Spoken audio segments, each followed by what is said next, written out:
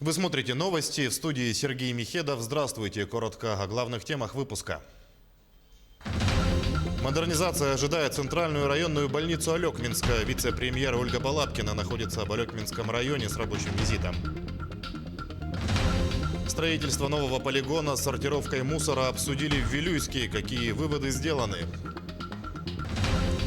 Сегодня в Якутии отмечается День русского языка. Кто стал инициатором этого праздника в республике?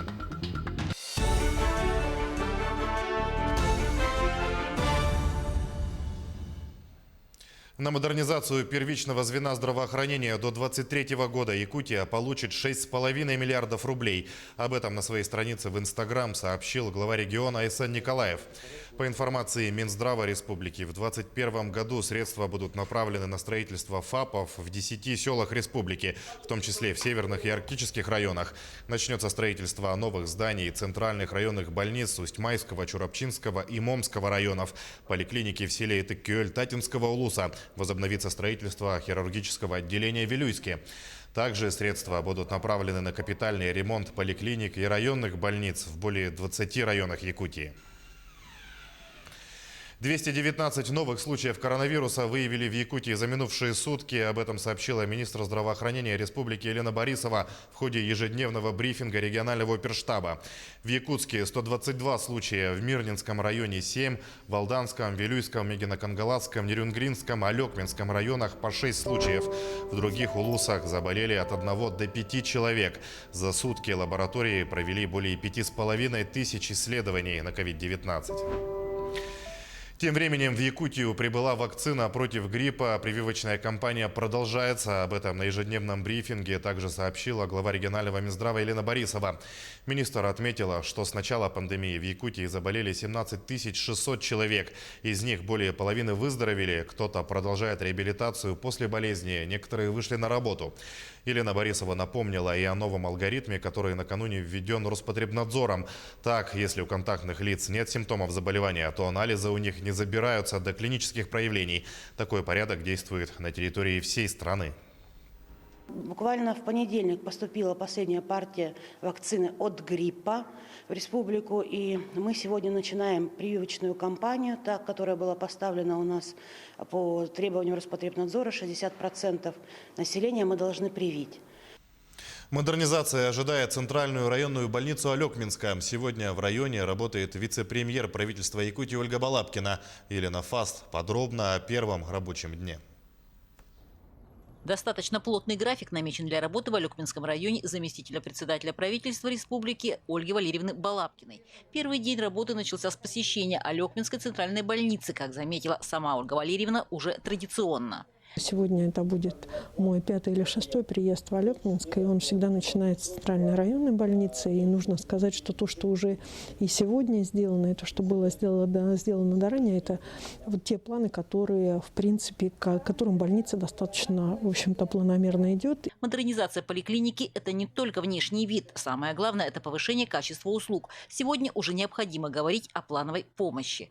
Замечательная новость для медиков. Буквально с колес Алекминская больница вошла в перечень объектов, подлежащих модернизации. Сегодня поставила задачу о восстановлении плановой помощи именно в больницах. И как только пандемия немножечко, в общем-то, у нас отойдет немного в сторону, и уже, в принципе, нужно восстанавливать плановую помощь, алекминчане тоже увидят и обновленное здание, и я думаю, это повлияет и на качество услуги здравоохранения.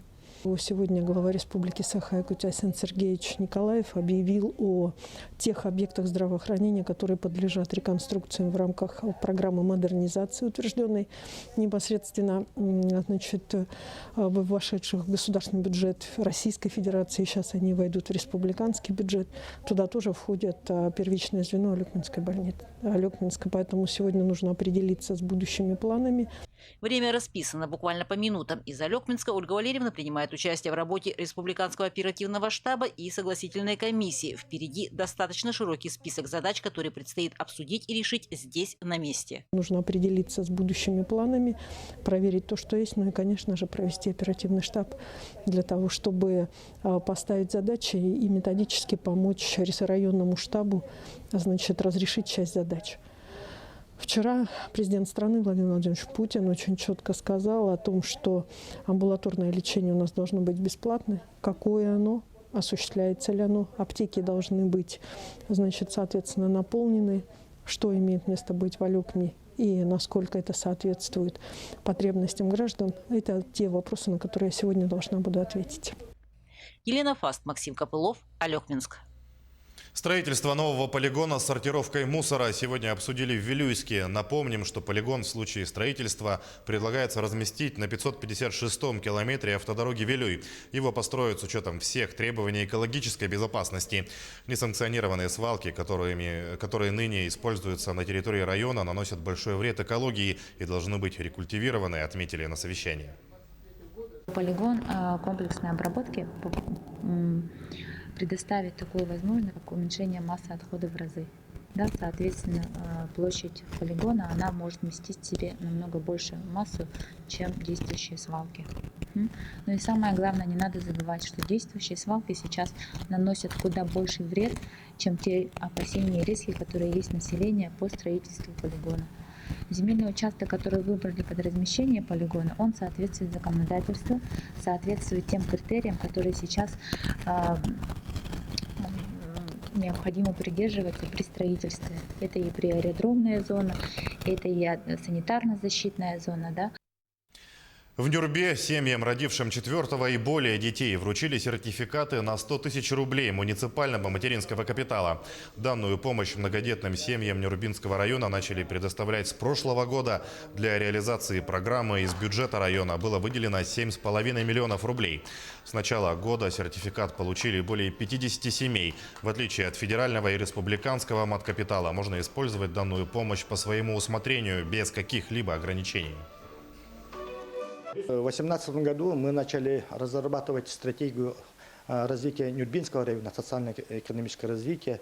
Мы привлекли ученых с Москвы. И вот когда мы делали стратегию, разрабатывали, в первую очередь мы проанализировали демографическую политику. Анализ сделали, рождаемость детей, обустройство молодых семей и так далее. Ну, конечно, цифры не радовали нас, поэтому мы с этого года разработали муниципальную программу «Нюрбинский семейный капитал». Мы выдаем сертификат в размере 100 тысяч рублей на 4 и более детей. Ну, этим мы, я думаю, будем мотивировать, стимулировать молодых семей, чтобы они здесь обосновались в Нюрбе, остались, работали, воспитывали детей. Ну, это, я думаю, этот проект даст свои плоды. Якутский фильм режиссера Елены Борисовой «Не хороните меня без Ивана» получил на съемки 20 миллионов рублей из федерального бюджета.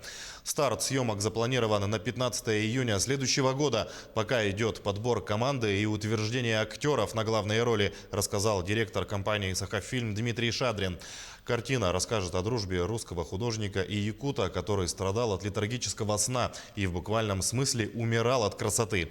История происходит в начале 20-го столетия. Отмечается, что в фильме будут играть артисты из Якутии, России, Латвии и Польши. Впервые мы выиграли конкурс. Был довольно очень сложный конкурс. Я думаю, это будет второй этап развития нашей якутской кинематографии, так как это совместное производство. Календарно-постановочный план сейчас предварительно утвержден. Мотор будет 15 июня, пока 35 смен. По поводу команды до сих пор идут переговоры, утверждение актера. Наша работа продюсеров – создать команду, чтобы от А до Я все выстроилось. Сегодня в Якутии отмечается День русского языка. Кто стал инициатором этого праздника в республике и насколько он важен для жизни каждого якутянина, рассказывает Дмитрий Тымыров. День русского языка в Якутии отмечается вот уже 20 лет. Его инициатором стал первый президент республики Михаил Николаев. А дата выбрана не случайно. В этот день, 19 ноября 1711 года, родился выдающийся ученый, который внес неоценимый вклад в развитие письменности государства – Михаил Ломоносов. Именно он составил грамматику, которая в наибольшей степени повлияла на формирование современного русского языка. Сегодня во многих школах Якутии проходят классные часы тематические уроки, посвященные этой знаменательной дате. А вообще в школе ежегодно отмечается этот день, и к этому дню очень часто приурочены Дни науки.